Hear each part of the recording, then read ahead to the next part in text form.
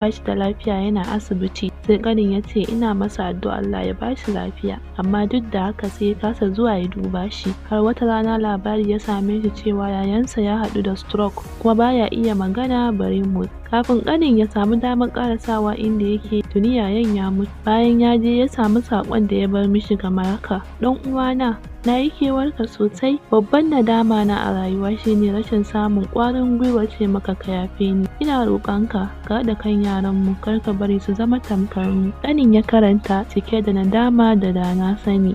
Darasin labarin shi mu kasance masu sulhu da afuwa ga junanmu, domin yin afuwa ga juna yana kawo zaman lafiya, yana karfafa zumunci, kuma yana kare mu daga nadama a lokacin da ya kure mana. Ga iyaye, ku dinga sulhunta yaranku da zarar sun samu saɓani, in ba haka ba wannan saɓani zai iya girma har ya riski zuri'arsu, musamman idan babu